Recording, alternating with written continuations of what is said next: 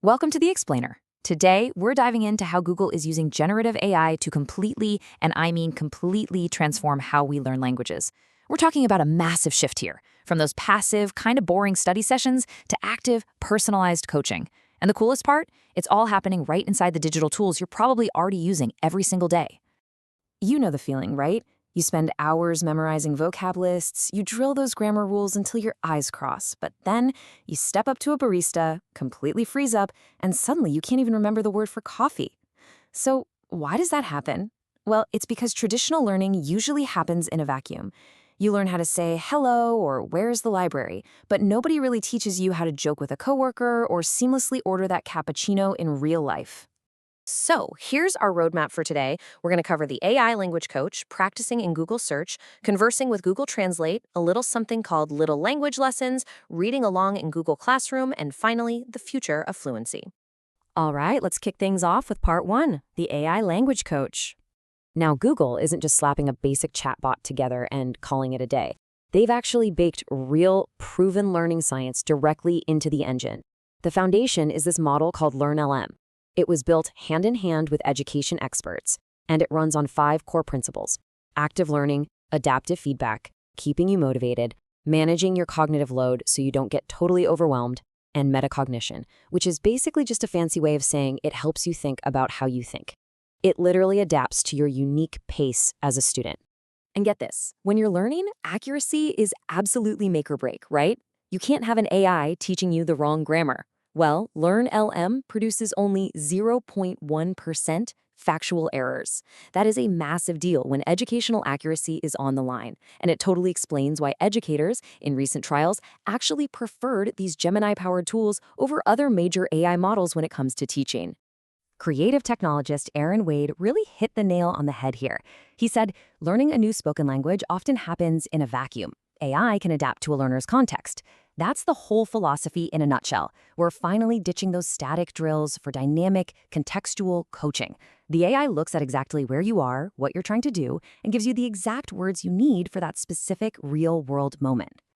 Moving right along to part 2, practice in Google search. Think about this for a second. Search Lab's speaking practice integrates directly into your regular search environment, meaning you don't need to go download some dedicated language app or shell out for expensive software. This tool literally turns your everyday online searches into a chance to practice speaking. It brings the practice to where you already are anyway. It's a super low-pressure environment, which is great for building confidence. It uses real-time speech recognition to instantly analyze what you're saying. Then it gives you context-based prompts based on whatever you're actually interested in. Plus, the instant feedback helps you catch mistakes immediately, which really accelerates your progress, all without that nerve-wracking anxiety of practicing with a real native speaker before you're completely ready. Okay, on to part 3, conversing with Google Translate. So Translate used to be, well, kind of passive. You'd type a sentence, read the output, and just hope you could pronounce it later. But the new way? It's full-on active role-playing. You can actually tell the app, hey, I'm traveling, or I'm at work, or I'm trying to talk to my extended family, and it generates dynamic, real-life scenarios for you to actually speak through. It's incredibly easy to jump right in. You literally just open the app, tap Practice, pick your level, basic, intermediate, or advanced, and choose your scenario. From there, the AI takes the wheel. It gives you short audio clips to test your listening skills and prompts you to complete conversational tasks out loud using your own voice. Which brings us to part 4, little language lessons.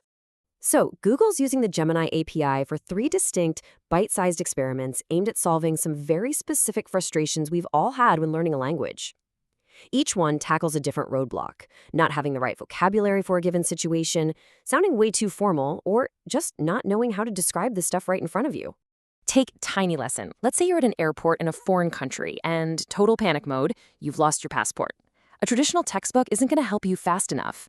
But with Tiny Lesson, you just describe that exact stressful scenario, and the Gemini model instantly generates the exact vocabulary, phrases, and grammar rules you need to handle that specific emergency right then and there.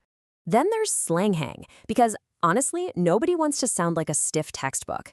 This experiment unpacks unfamiliar slang through unique, on-the-fly conversations. The AI creates a little story. Maybe it's a street vendor talking to a customer, or 2 coworkers chatting on the subway. The dialogue reveals itself one message at a time, and the AI actually explains the casual expressions they're using, so you can learn how locals actually talk.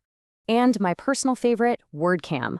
Imagine you're looking out a window and you realize, okay, I know the word for window, but what's the word for windowsill or blinds? With WordCam, you just snap a photo of whatever's around you, the AI detects the objects and literally labels them with descriptors in your target language. It's like having a dictionary for your exact physical surroundings. All right, pivoting to part 5, read along in classroom. Let's talk about how this tech is helping kids and educators. Read Along has this AI reading assistant named Dia. As students read a text out loud, Dia uses voice processing to offer real-time help. She gives them stars when they do a great job, she can read tricky lines out loud to them, and she even breaks down hard words. It's especially amazing for English language learners because Dia can actually offer support in their native language while they're practicing English. And for teachers, this is a total game changer.